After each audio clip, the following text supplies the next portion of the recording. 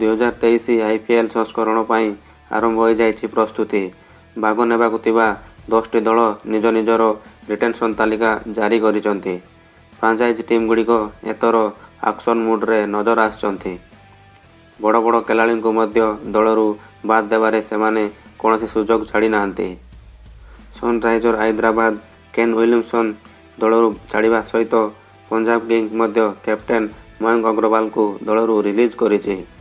ତେବେ IPL ଫ୍ରାଞ୍ଚାଇଜ୍‌ଗୁଡ଼ିକ ନିଜ ନିଜର ରିଟେନ୍ ଓ ରିଲିଜ୍ ତାଲିକା ଘୋଷଣା କରିସାରିଛନ୍ତି। ତେବେ ନଜର ପକାନ୍ତୁ କେଉଁ ଫ୍ରାଞ୍ଚାଇଜ୍ ଫୋର୍ସରେ ଏବେ କେତେ ଟଙ୍କା ରହିଛି।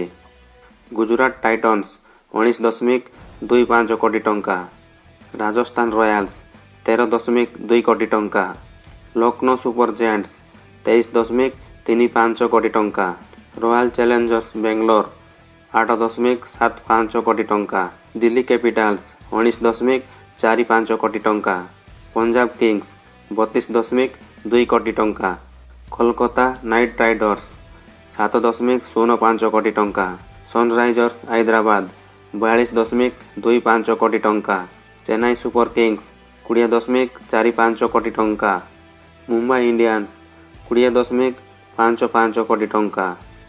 ତେବେ ଏହି 10ଟି ଫ୍ରାଞ୍ଚାଇଜ୍ ମଧ୍ୟରୁ ସନ୍‌ରାଇଜର୍ସ ହାଇଦ୍ରାବାଦ ପାଖରେ ଅଧିକ ରାଶି ରହିଛି। ହାଇଦ୍ରାବାଦ ଟିମ୍ 10ଟି କ୍ରିକେଟରଙ୍କୁ ରିଲିଜ୍ କରିଛି, କିନ୍ତୁ ଏହି ଟିମ୍‌ରେ 2 ଜଣ କ୍ରିକେଟରଙ୍କ ମୂଲ୍ୟ ଅଧିକ ରହିଥିଲା।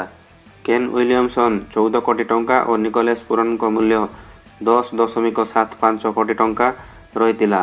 ତେବେ ଏହି 2 ଜଣ ଖେଳାଳିଙ୍କୁ ରିଲିଜ୍ ପରେ 25 କୋଟି ଟଙ୍କା ହାଇଦ୍ରାବାଦ ପାଖରେ ରହିଗଲା। ଏବେ SRH ପାଖରେ 42.25 କୋଟି ଟଙ୍କା ରହିଛି।